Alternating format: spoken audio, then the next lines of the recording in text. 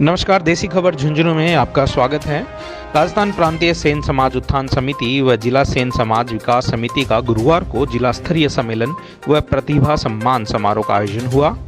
मसानिया भैरव धाम राजगढ़ अजमेर के चंपालाल महाराज के सानिध्य में हुए समारोह में 2 शहीद वीरांगनाओं सहित 361 विद्यार्थियों, भामाशाहों, जनप्रतिनिधियों व कार्मिकों को सम्मानित किया गया। समारोह के मुख्य अतिथि केश कला बोर्ड के अध्यक्ष व राज्य मंत्री महेंद्र गहलोत रहे। उन्होंने कहा कि समाज की प्रतिभाओं को तराशने और उन्हें प्रोत्साहित करने के लिए सम्मानित करना चाहिए। ऐसे आयोजनों से समाज को शिक्षा के क्षेत्र में आगे बढ़ने, सामाजिक ताना बाना मजबूत करने, समाज की आर्थिक स्थिति को मजबूत करने की प्रेरणा लेनी चाहिए। उन्होंने कहा कि वह पिछले 7 महीने में तकरीबन 70 विधानसभा क्षेत्रों का दौरा कर समाज से जुड़ी समस्याओं को समझा है। इन्हें सरकार के समक्ष रखा, जिनका जल्द ही समाधान होगा। समाज के लोगों को आरक्षण में पूरी भागीदारी मिले, इसके लिए योजनाओं व आरक्षण में सरलीकरण किया जा रहा है।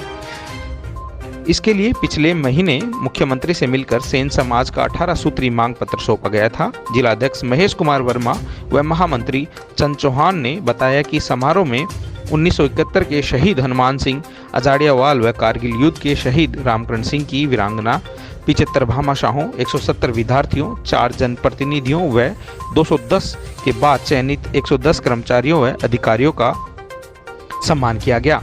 इसके अलावा विकास समिति के जिलाध्यक्ष डॉक्टर BL वर्मा को सेन रत्न से सम्मानित किया गया। कार्यक्रम का संचालन प्रिंसिपल दीपचंद लाखवान छापड़ा ने किया। आज झुंझुनू जिला मुख्यालय पर आयोजित सेन समाज प्रतिभा सम्मान समारोह में मैं पहुंचा हूं। हमारे समाज की उन प्रतिभाओं को आज तराशा गया है जो शिक्षा के क्षेत्र में अव्वल नंबर लेके आई है और सर्विस सेक्टर में भी काफ़ी प्रतिभाओं ने नौकरी लगी है और सामाजिक सेवा में भी हमारी प्रतिभाएं काफ़ी काम कर रही है और 1-2 प्रतिभाएं ऐसी भी आई जिन्होंने डॉक्टरेट PhD की डिग्री भी प्राप्त की है। तो पूरे ज़िले की उन प्रतिभाओं को यहाँ पर मान और सम्मान दिया गया इस प्लेटफार्म पर। और केश कला बोर्ड की तरफ से हम जो काम कर रहे हैं उनके बारे में हमने समाज के सभी लोगों के सामने रखा कि हमारा जो राजस्थान सरकार में जो केश कला बोर्ड है वो राजस्थान सरकार की जितनी भी जन कल्याणकारी योजना है, जितनी फ्लैगशिप योजना है, उन योजनाओं को समाज के अंतिम छोर पर खड़े व्यक्ति तक पहुंचाने का काम कर रहा है। और समाज के उस तबके के पास हम पहुंच रहे हैं जो अंतिम छोर पर खड़ा है।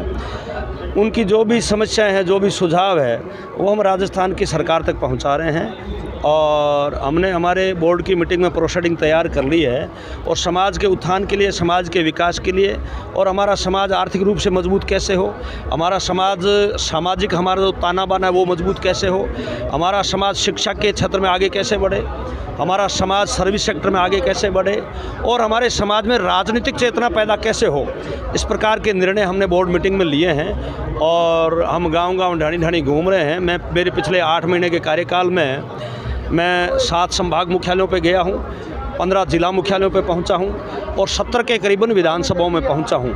तो हम राजस्थान सरकार की योजनाओं को गांव-गांव ढाणी-ढाणी पहुँचकर समाज के अंतिम छोर तक पहुँचाने का काम कर रहे हैं और समाज को वर्तमान के साथ जोड़ने का काम कर रहे हैं। समाज को राजस्थान की सरकार के साथ, संगठन के साथ जोड़ने का काम कर रहे हैं और निश्चित रूप से आने वाले समय में जल्द ही आपको परिणाम देखने को मिलेंगे।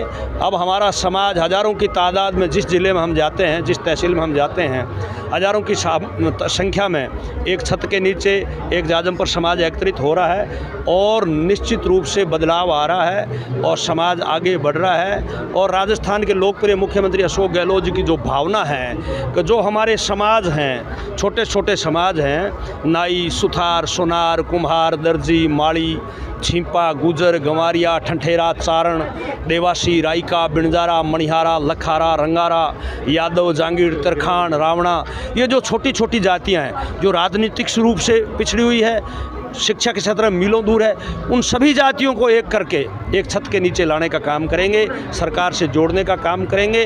और आने वाले 2023 के विधानसभा चुनाव में राजस्थान में पुनः कांग्रेस की सरकार बनेगी, क्योंकि राजस्थान सरकार की जितनी भी फ्लैगशिप योजना है, आप देखिए OPS पेंशन की योजना है, मुफ्त दवा योजना है और अभी हमारी सरकार है वो ओलंपिक खेल करवा रही, राजीव गांधी ओलंपिक खेल, ग्रामीण खेल, उसमें 30 लाख प्रतिभावानों ने भाग लिया है। उसमें 10 लाख महिलाएं थी, 10 लाख बुजुर्ग थे, 10 लाख नौजवान थे, तो वो प्रतिभाएं आगे आ रही है। उनको राजस्थान सरकार नौकरी में 2% का कोटा रखा है। अभी आपने देखा होगा 2-4 दिन पहले 1 लाख के करीबन जो संविदा कर्मचारी थे उनको परमानेंट करने का फैसला लिया है। हमारी राजस्थान सरकार है वो नित्य नए दिन ऐतिहासिक फैसले ले रही है और राजस्थान की जनता को भा रहा है। राजस्थान की जनता बड़ी खुश है मुख्यमंत्री जी के फैसले से, राजस्थान सरकार की योजनाओं से। तो हम सब लोग राजस्थान के लोकप्रिय मुख्यमंत्री अशोक गहलोत जी के नाक कान आँख के रूप में काम कर रहे हैं, जनता के बीच में पहुंच रहे हैं। जनता की जो भी समस्या है मौके पर संबंधित हमारे जो विभाग के अधिकारी हैं उनको मौके पर बुलाकर उनकी समस्याओं का समाधान भी कर रहे हैं। झुंझुनू की जनता हमारी जनता है, हमारे प्रदेश की जनता है और हम तो यही प्रार्थना करते हैं कि हमारी सरकार इनके लिए जो अच्छा काम करे उनका ये जो जनता है ये उपयोग ले, अधिकारियों का उपयोग ले, योजनाओं का लाभ लेवे। और सैन समाज का आज मैंने देखा है, महिला शक्ति भी थी, नौजवान भी थे, बुजुर्ग भी थे। हमारा जो झुंझुनू का सैन समाज है वो शिक्षा के क्षेत्र में बहुत आगे मुझे दिखा और हम निश्चित रूप से यहाँ से एक संदेश लेकर के पूरे राजस्थान में जाएंगे, लोगों को कहेंगे कि अगर सैन समाज में जागृति अगर देखनी है, महिलाओं में अगर जागृति देखनी है, महिलाओं में शिक्षा दीक्षा और संस्कार देखना है तो आप झुंझुनू जाइए। तो यहाँ से बड़ी एक प्रेरणा लेकर के हम जा रहे हैं और हमारा जो सैन समाज है झुंझुनू का वो बहुत ही आगे बढ़े हुआ समाज है। शिक्षा के क्षेत्र में, सर्विस सेक्टर में, सामाजिक व्यवस्था में हमारा समाज बहुत आगे बढ़ करके काम कर रहा है। मैंने देखा छात्रावास, हम तो मांग कर रहे हैं कि पूरे राजस्थान में जिला मुख्यालयों पे छात्रावास की ज़मीन अलॉट हो, फिर उस पर भवन निर्माण करें, फिर उसका संचालन करें। लेकिन झुंझुनू में तो छात्रावास समाज के लोगों ने अपनी मेहनत की कमाई से, अपने खून पसीने की कमाई से छात्रावास की भूमि व्यवस्था की है, भवन की व्यवस्था की है और 18 से 20 छात्र अध्ययनरत है, शिक्षा ग्रहण कर रहे हैं। तो निश्चित रूप से एक नया बदलाव आ रहा है, हमारा समाज आगे बढ़ रहा है। हमारे ऊपर जो जिम्मेवारी है, हम मेरे कंधे पे समाज की जिम्मेवारी भी है, केस कला बोर्ड की भी जिम्मेवारी है, संगठन की जिम्मेवारी भी है और सरकार की भी जिम्मेवारी है। मैं सभी जिम्मेवारियों को निर्वाह कर रहा हूँ और निश्चित रूप से 100 बात की एक बात है कि आने वाले समय में हमारा जो सैन समाज है वो नई दिशा और दशा तय करेगा और समाज आगे बढ़ने का काम करेगा। निश्चित रूप से जो प्रतिभाएं हैं, विशेष रूप से जो युवा लोगों को सम्मानित किया गया है और प्रतिभा का सम्मान करने से उसका मनोबल बढ़ता है। और जैसे मैं विशेष रूप से अपने समाज की बात करूं, सैन समाज की बात करूं, तो सैन समाज में बहुत प्रतिभाएं हैं।